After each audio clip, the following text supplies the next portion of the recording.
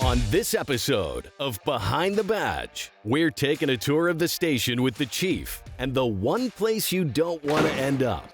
We'll do a cruiser check with Patrol Officer Sean Bowler, and we'll meet the person in charge of keeping our officers safe and on the move.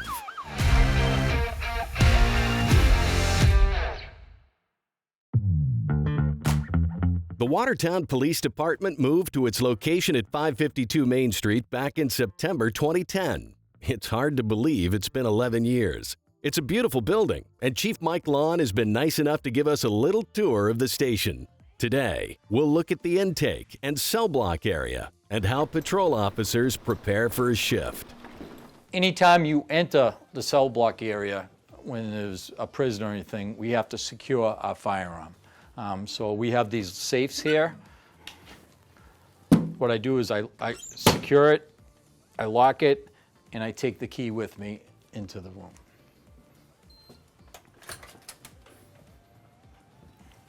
So we're out in the Sally Port area here. So when we do have a prisoner, the door will open, the cruiser is brought in here, the garage door comes down. Same process here.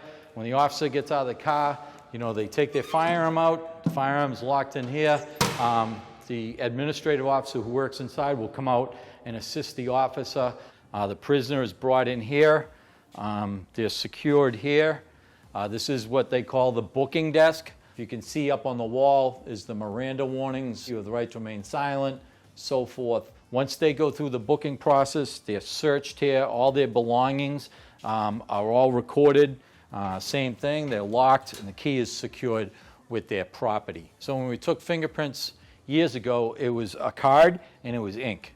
This is now what the fingerprint machine looks like. They spray the water on the finger and then they roll it, and it's a digital image of the fingerprint, and the computer tells us exactly who that person is from a fingerprint. These are our cell block areas here. So this is kind of what the cells look like. There is a phone there that they can use. We have a phone that we let them use, but that's also kind of a phone that they can collect calls. And you can see the big doors that slide across here. When we bring a prisoner in there and they're brought to the booking desk, people say, well, can't they run out the doors or this or that? A few people have tried over the years, but if you see that once you're in here, everything's on a key card, so nothing can be opened without me doing this and pressing a code. So if a prisoner was to get away from us in here, they have nowhere to go as the doors are locked. Okay, so now we're going to head towards the back of the building where our roll call room is, and I think roll call is going to be starting in a few minutes.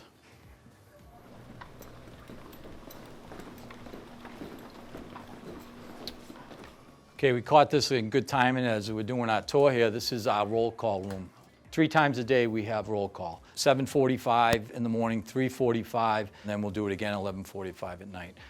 So when they come into roll call, we have Lieutenant Grady in charge tonight. He's the officer in charge of the shift. Sergeant McManus is the street supervisor. The officers here will line up. They'll be inspected. The firearms will be checked. Like I said, we do that 3 times a day. So have a safe night, everybody. Hey, here's a trivia question for you. How many sworn officers are part of the Watertown Police Department? The answer? In a minute. My name is Sean Bowler. I'm a police officer with the Watertown Police Department. We just finished roll call. The part of the responsibilities of each officer at the beginning of the shift is to check the vehicle, make sure it's running first off, the equipment's in check. What I do first is I check the lights. So here we see both the front and back are working. All right, and this right here, this is part of the cruiser, is where the prisoner transport goes. For transport a prisoner, they sit back here. Part of the cruiser check every morning for me or the other shifts, either at 4 o'clock or at midnight. You always check to make sure there's no contraband or items of clothing that have left behind by another prisoner.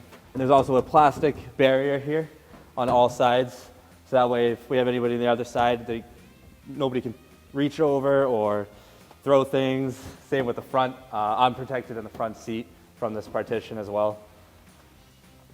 And that's the prisoner compartment.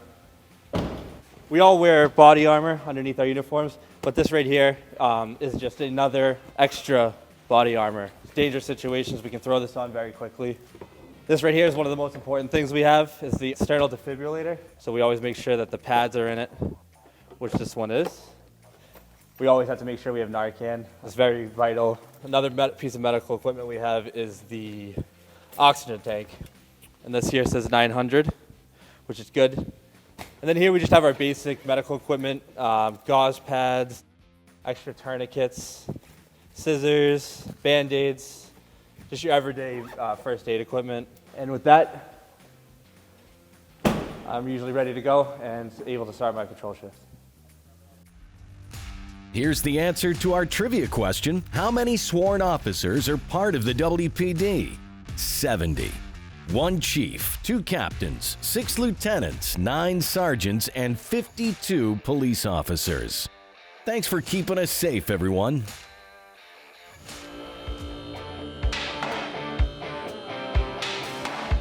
I'm one of the few people in this building that doesn't carry a gun, but I carry this gun.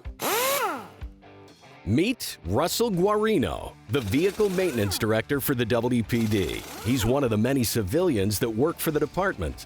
He's responsible for keeping the entire fleet of over 30 vehicles on the road and running safe.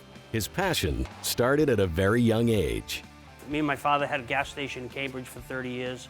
I started there as a small kid, painting curbs, cleaning out the toilets, pumping a little gas, and worked my way up into working into the garage and becoming a decent mechanic. Yeah, a decent mechanic. Russell is one of the best in the business. He has these vehicles performing at the highest level from the moment they arrive at the department until the last day of service and everything in between. It's actually a pretty interesting process. When we get them, they're all black. They use them for a little while, break them in, then we take them, send them out, and have all the decals, all the blue lights, the cage, gun racks, all that installed. And then it's my job to keep them running. Tires get rotated about every other oil change I keep it at, which is roughly about 6,000 or 7,000 miles. Change the oil every 3,000 because these cars are running 24/7. They never shut off.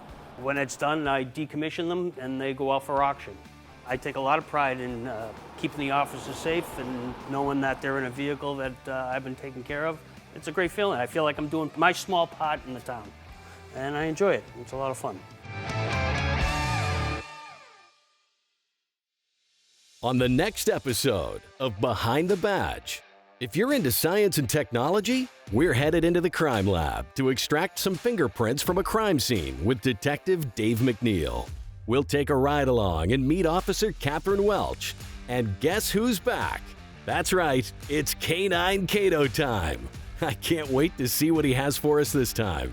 Thanks for watching.